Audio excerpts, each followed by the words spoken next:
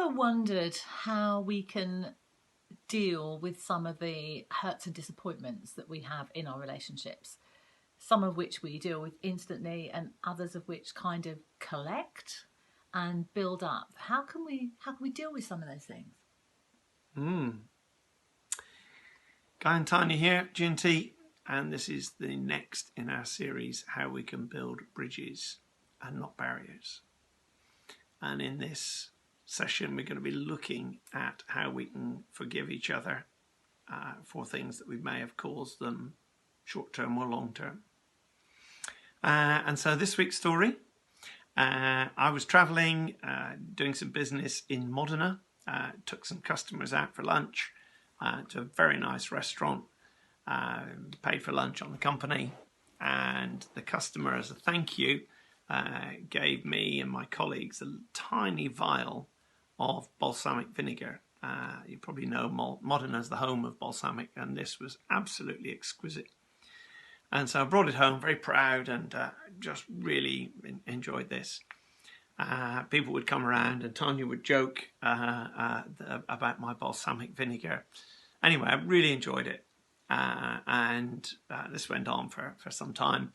Came home one day and Tania had cleared the kitchen, and instantly I saw it wasn't there. You've been cleaning up. Yeah, I've been cleaning up, and this balsamic vinegar was a bit of a family joke that Guy was so keen on it. Anyway, it was on top of the bread bin. It got really glurky, and I was having a manic clean of the kitchen, which doesn't happen very often.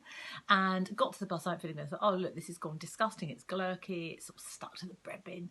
I thought, oh, I'll just throw it away. So I just threw it away. And that happened to be dustbin day. And so I came home, saw it wasn't there. Tania had thrown it away. I immediately went to go to the bin to retrieve it. Too late, it had gone. I protested, at which point Tania said... I really thought he should get a life, honestly. I thought, really, this is not a big deal. Why are you making such an issue of this? But anyway, I did apologise and said, well, sorry. Sorry. And that was it. I wasn't getting anywhere, so I just thought, okay, that's as far as this is going to go.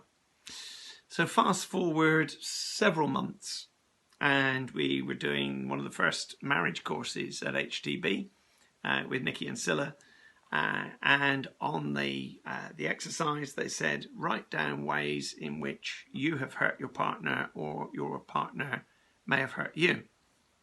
And so we're doing this exercise, we're doing the course because we're going to be leading this course, so that's why we're doing it ourselves as well. We thought we must do this for our own relationship to have any kind of credibility.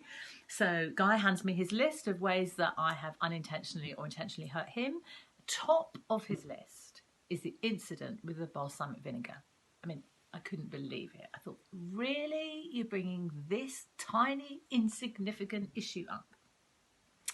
But of course, for me, it wasn't. It was something that was important to me. And I started to explain to Tania. She was laughing at the time, I think. I was trying to explain how important it was to me and how it wasn't just about the balsamic vinegar, but it was about the things that mattered to me. And when he started to unpack what the balsamic vinegar meant to him and how my throwing it away made him feel disrespected, like I didn't value things that mattered to him, which meant I didn't value him, suddenly we were having a whole other conversation. And part of the exercise was to reflect back your understanding of how your partner was feeling. And so suddenly I'd gone from finding this a highly hilarious, slightly ridiculous conversation to thinking, oh my goodness, this is actually about how he feels respected, how he feels valued in our relationship. It's suddenly gone very serious. And as I reflected back my understanding of what this had really meant for him, and then I said sorry.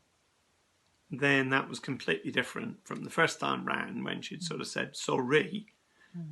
This was, oh, I've really hurt you and I've disrespected you. Will you forgive me?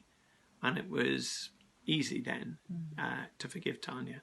So our real tip and our strategy for this session in terms of how we deal with disconnects that may even be historic is that forgiveness is not the beginning of the process. It's the end of a process of really understanding what it meant to our partner. So forgiveness is not the first thing you do. It's the thing you do at the end of really seeking to understand what's going on for your partner. And that's this week's takeaway in Building Bridges, not barriers. See you next time.